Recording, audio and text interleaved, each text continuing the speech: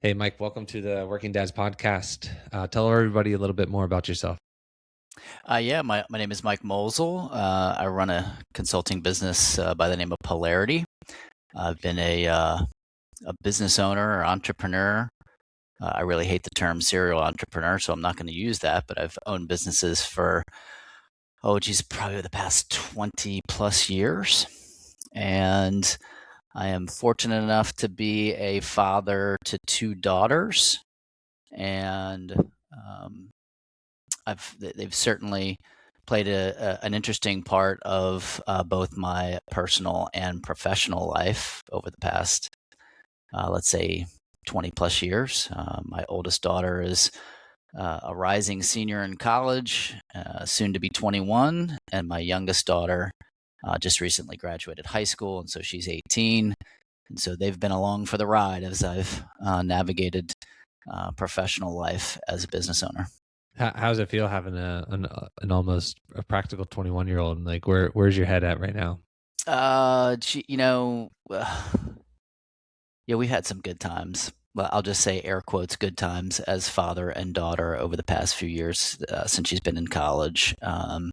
She's enabled me to relive some of my fraternity days of being in school. I've lived vicariously through her, having I went to a school that didn't have a football program, so let's just say that football is on Saturdays here in the South, Yeah, and I'll yeah, just leave it at that.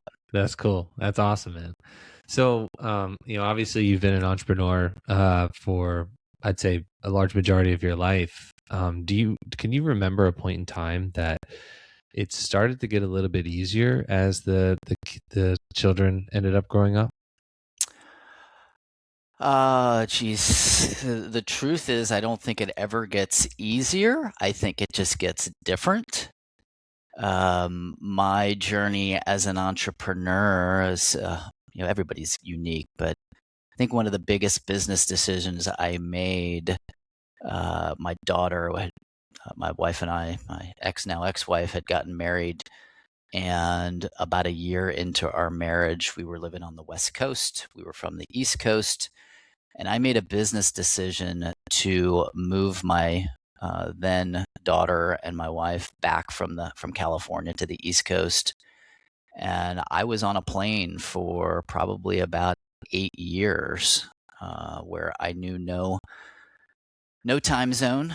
I was traveling back and forth, and so I think that the toughest part was wrestling with that decision to having moved my family back to the East Coast, because I thought that I wanted to make sure that my family, my friends had a role in raising my daughter. And what I did not realize was the sacrifice that I was going to be making, both for my daughter and for my marital relationship, in terms of being away physically Yeah. so long. So um, I think it got a little easier once I left the business that I had started and got into consulting work. Mhm. But it was just different. So you were traveling for 8 years nonstop?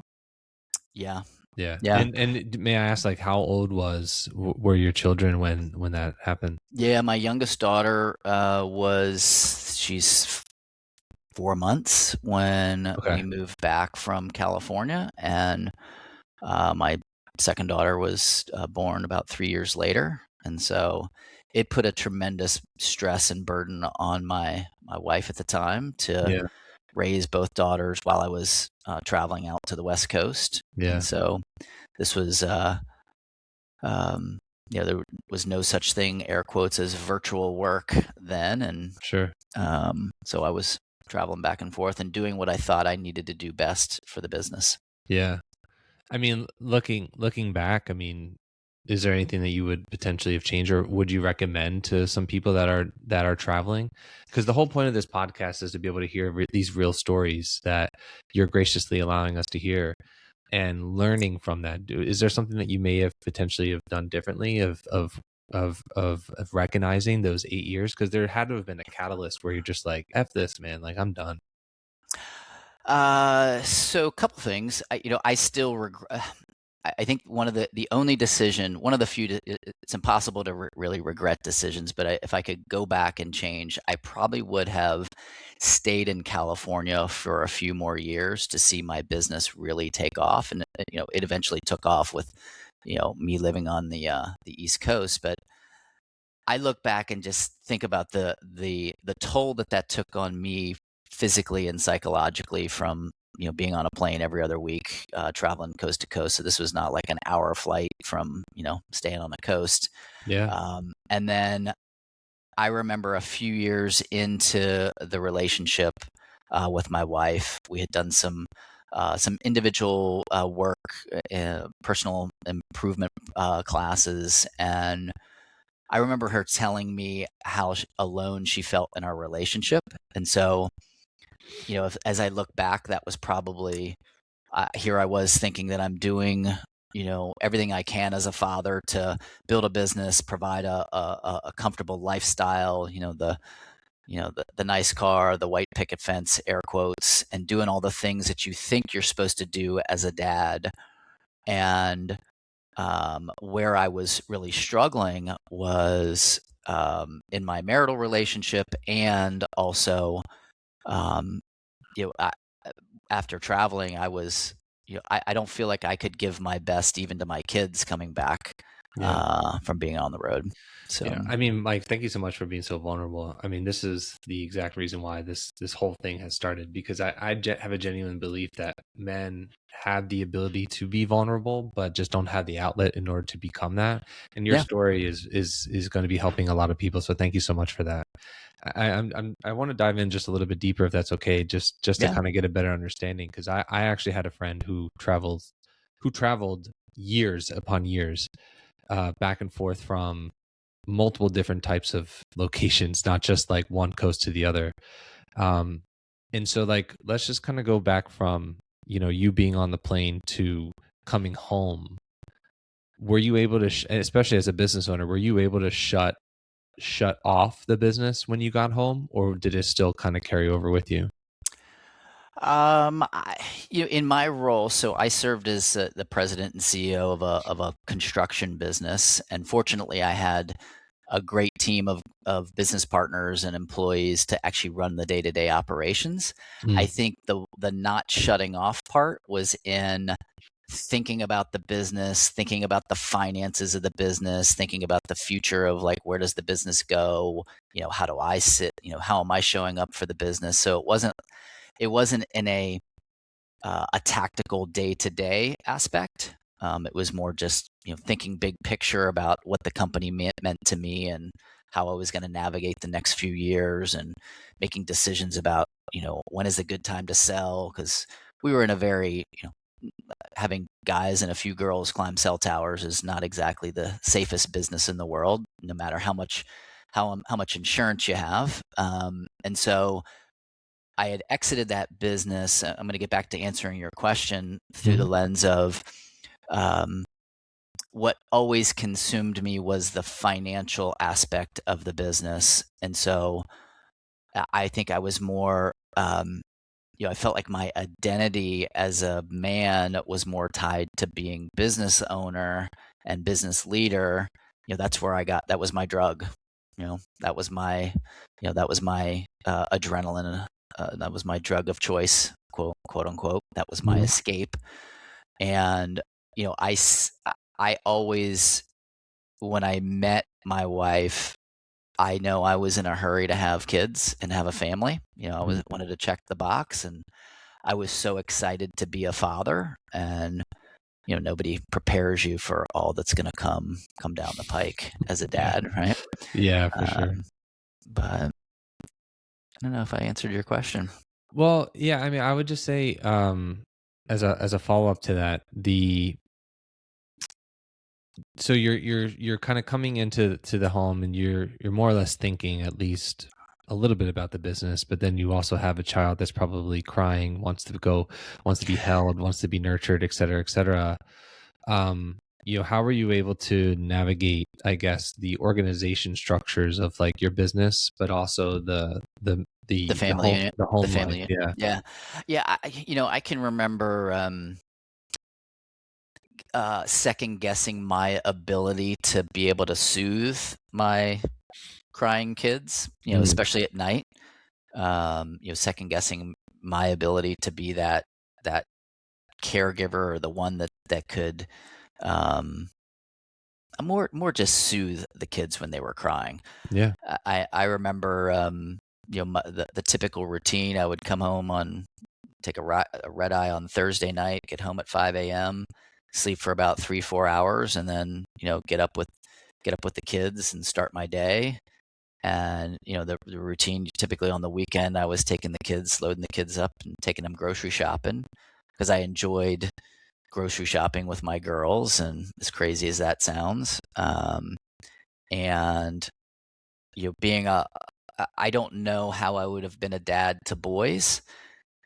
Golf was Mm, a big part of my life growing up. My father, my relationship with my father was so heavily ingrained with golf, and so mm, that that that connection with my girls in terms of sports and golf never really materialized. But um, I wouldn't know how to raise boys right now.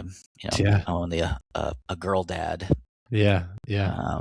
so to speak. But As we close the chapter on the travel aspects of it, I would love to hear the catalyst of and the point where you're just like, what do you remember the very specific flight where you're just like, this isn't worth it anymore, or this needs to change?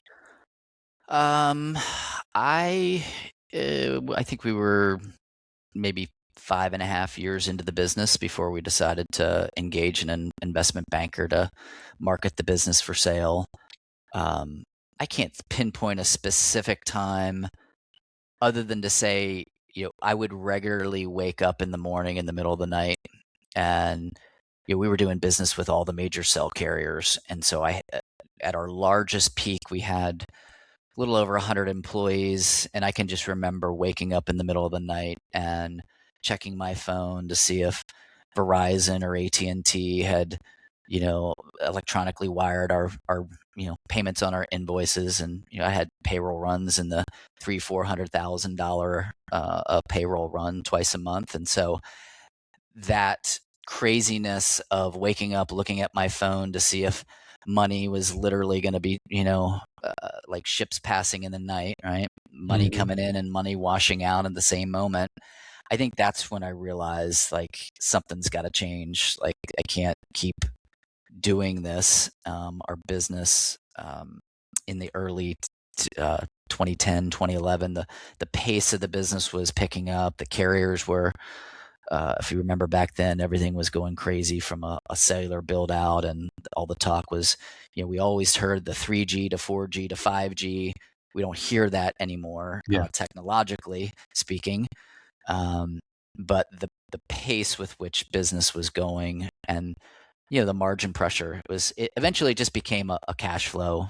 management Yeah. position. And I just said, there's got to be something more to life than worrying about literally hundreds of thousands of dollars on a Yeah.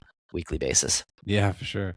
So at the time, then your children were probably what, around 10-ish? In the my oldest at the time was 5. She was about 5.5, 6. Okay. So you Um, saw you three got and out of the six. business around like six, around 6. Yep, yeah, they were 3 and 6 when I sold the business. Nice. So now this whole new life occurs, Yeah. both as a father and also as a business owner.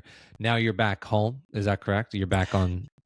When I sold the business, I was still on the road for about another 2 years. Okay. And then wasn't until late 2013 when I left the company that bought my business. We had sold the business to a big publicly traded company.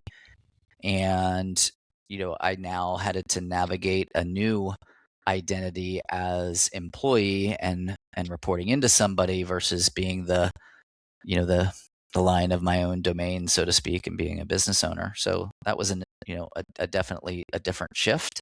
Yeah.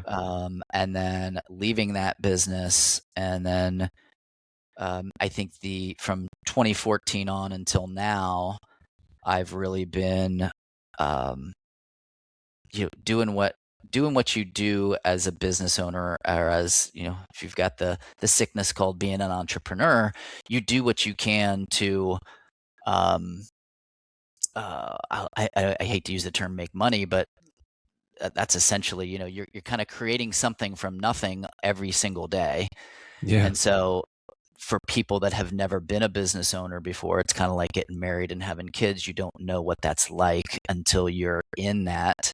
sure. And so after selling the business and leaving the company that bought my business, it was now time to reimagine myself in my next iteration. And I was fortunate enough to be home and be able to have more just access to my kids. And I never felt like I missed any of their significant events or milestones or anything like that due to work. I wasn't that, the guy that's gonna miss my daughter's birthday parties Yeah, or good. their recitals or anything like that. So Yeah, that's awesome. So now, you're navigating this new life. Was there anything in particular that you learned as a employee versus that of a business owner? Because I would assume, I mean, and then again, I'm just gonna assume this in particular, that there's got to be an ego aspect of it where you're just like, because like for me, I've always been an entrepreneur myself, and I do have the sickness, as you as you eloquently said. Um, and there's an ego there where people will say something and you're just like, no, no, no, like that's a hard no, or whatever that phrasing is. That's gonna be a little bit harsh when somebody provides you either feedback or gives you instruction on what to do. um how did you if you don't mind me asking, how did you navigate that?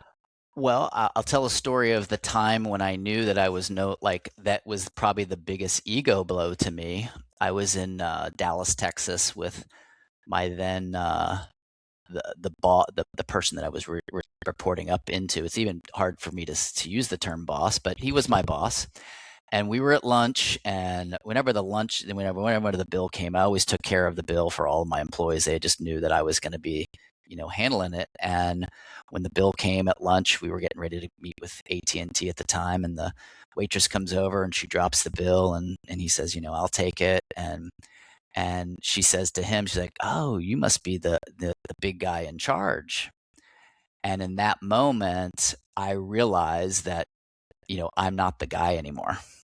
Mm, And so that was a big, candidly speaking, that was the moment that I thought, you know what, um, I, I don't know that I can do this. I don't know that I can report up to somebody.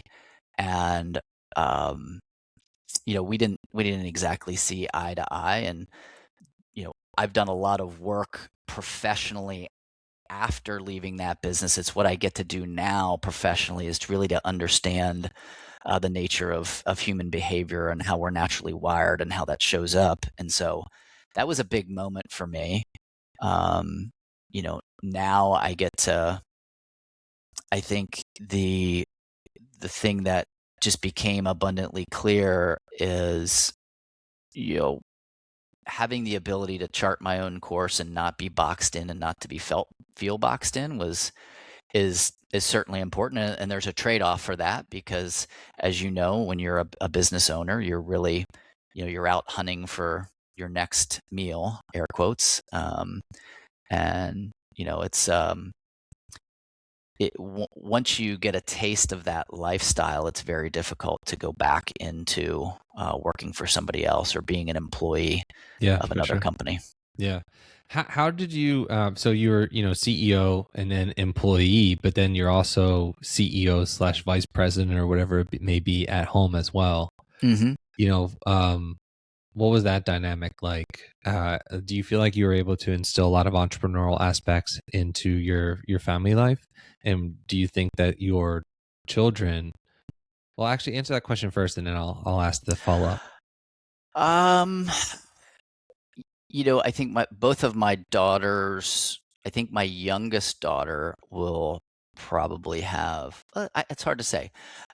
What I feel like is both of my daughters are, I would say, more street smart than they are academic smart, if that makes sense. And I'm Totally. proud of that, because I think they saw, and I even saw that growing up. I saw, my mom. I feel like I learned my resourcefulness from my mother of just, you make it work. You figure out, when your back's against the wall. And so I feel like my kids probably saw that or got curious about, hey, what the heck does dad do? They may still not know today what exactly dad does from a consulting perspective, but they know I love business. They know I love two things: business and golf. Um, but I'll be interested to see how they experience the business world, and I know I'm going to be come alongside them real early to help them understand who they are, how they're naturally wired, to help them really get clear on doing something that really lights them up.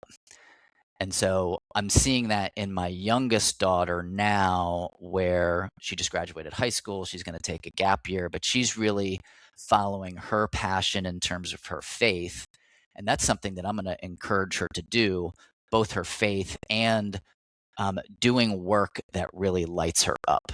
Because I think that's I feel like that's something that everybody in the 18 to 25-year-old range should do some type of work to really start to learn about themselves and really kind of lean into what really calls them. What is their 100%. calling? And not everybody knows that, but I think a lot of people in that age bracket don't do the work to lean into that.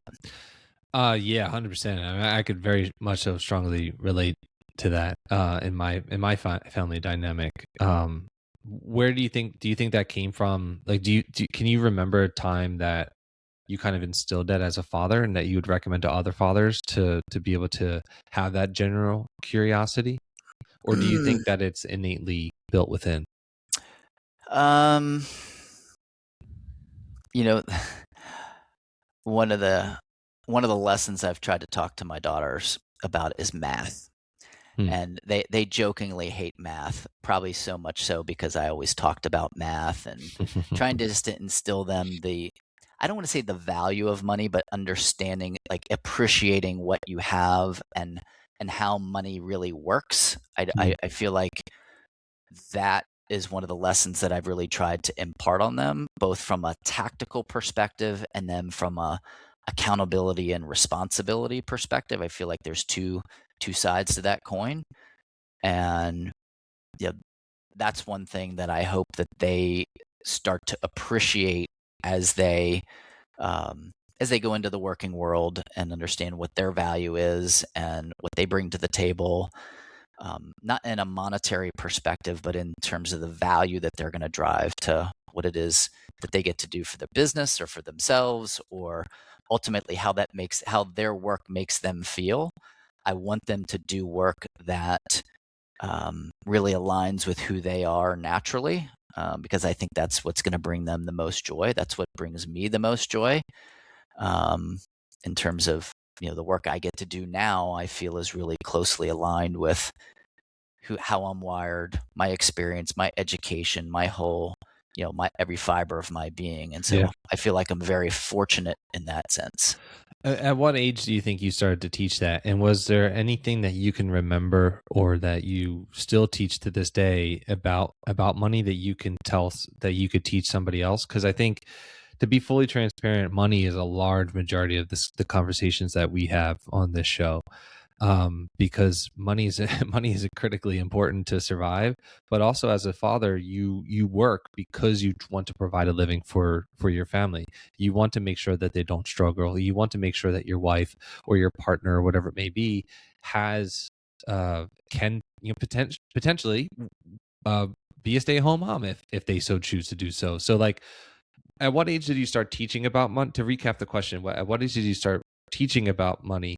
And can you kind of speak to what you taught about money that was so critical? Yeah. So I think, when it comes to money, like I said, I think there's those two components. There's the math component, the understanding the numbers, and then there's the responsibility component. Um, I would say um, maybe about 5 or 6 years ago. So probably in the Teen. late teens, Yep. 11, 12. I maybe around the cell phone. The cell phone is a good example of one of those, I'll just say, utilities that goes, it kind of goes, it's like breathing air. Everybody's got a cell phone, but Sure. nobody realizes that, hey, there's $50 a month that goes Hmm. into that. So And you gave there's, them a responsibility more or less, like in order yeah, for them yeah, to manage. So like they had to, from what I'm hearing is like they now have a cell phone. That cell phone has a bill, and now you're making sure that they're aware of not only what that bill is, but they have to pay that bill. yeah. Just up until now, we've talked about, and I have this conversation with them both regularly about budgeting, and not necessarily budgeting, but understanding like how much things really cost. Hmm. Like in South Carolina, car insurance is really expensive, right? And Yeah. so, dad takes care of car insurance and cell phone bills for the time being. And so helping them understand how much that costs relative to how much money they're making and the activities that they're choosing to do. So, um, you know, when you're in your teen years, you can choose. Most teenagers, both of my daughters, have waited tables, which I feel like everybody should wait tables for at least 100%. 30 to 60 days once in their life. But 100%. I think helping them connect the activity and what they're doing to the money they're making, and then to the bills, the day-to-day bills that they have early. And so those bills, like, gas in your car, the cell phone, car insurance, helping introducing them to the bills that actually have to get paid. So it's kind of like when you're an employee of a small business, you don't realize that the business owner, there actually has to be money in the bank account to pay your payroll check. Like, Yeah. that sounds funny, but most people they don't really understand that, right? It's like 100%. so foreign. And so same thing with kids is, hey, there actually has to be, you know, $400 or $500 in the bank account to pay your car insurance and your cell phone bill and the gas that you want to put in your car. Because as they first start, driving is the first one. I think gas money is when they start to realize, um, geez, I'm driving everywhere, buddy, around town, and I just put $50 of gas in my car, and Hmm. I drove for 2 days, and I got to I got to go back and fill up. So I think helping them make that connection between the work activity that they have to do, how much things actually cost. It And how'd you sounds. do that though? But did you do that via like a spreadsheet, or did you do that via Oh like yeah, writing it out? Yeah. Okay. yeah, yeah. So Just you gave showing them them a spreadsheets. so you gave them a visual indicator that says, here's your money coming in, here's your money going out. You either need to do one of two things: get a different job, get another job, or, play the lottery, like more or Yeah, less. yeah. I mean, and I think as parents, we want to. It's a fine line between wanting to take care of and give yourself and do nice things for your kids. On the other side of that, though, is the pride that they can experience from actually paying those bills themselves.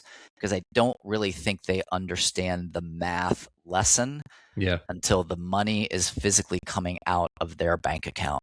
Mm. Until it's kind of like someone just told me about, like, if you're going to give somebody a gift, like, give them cash so they can feel it, it's tangible. Mhm. um, so same thing with bills and Yeah, they have imparting to that hit that lesson. raw emotion Yep. of watching it. Yeah, that's awesome. Very cool. Well, Mike, as we wrap this episode up, I do want to just reiterate again how grateful I am for your vulnerability in this conversation. If you could just kind of leave a little bit of advice to either a new dad, maybe two pieces of advice, and if they're also the same, that's fine too. But Yeah. to a dad that's just starting out, is there a piece of advice that you would give? And then to the dad that is currently the version of yourself now, um, is there another piece of advice that you'd give to that version of yourself at this moment? I would say the first piece of advice to a new dad is, if your son or daughter shows any kind of interest in your activities, your recreational activities, don't say no to them Mm. at any age. And I learned that lesson playing in a golf tournament, where I got really curious about a young girl who was a really good golfer, and I asked her father, who was following along watching her. I said, "How did she get interested in this?" He said, "I didn't tell her no. When she wanted to come play golf with me when she was 6, I brought her along, and now she gets to play in big money, big boy games with me and all my buddies." And so I would just share that same piece of advice, that if you want to make a connection, don't ever tell your kids no when it comes to the things that you're interested in. Make the time to share the wisdom about what you're interested in. And it's a way of kind of building that bond, building that bridge. And it can be any activity. It doesn't have to be the game of golf. It could be Mm. whatever you're interested in, gardening, planting, you like to work out in the yard and the kids want to come plant something with you. I don't know. You can make it up, but, and then just, you know, from a practical sense, from being a dad, I'm a man of faith. Leaning into your faith, and I'd say two things: leaning into your faith, being an example, being a faithful. I'm a man. I'm a Christian man, so leaning into your faith and telling your kids you love them every day. Right? I mean, a lot of kids don't hear that from dads, so I think that's super important that they hear that on the regular basis. So That's awesome, man. yeah, Mike, thank you so much for your time. I appreciate it. my pleasure.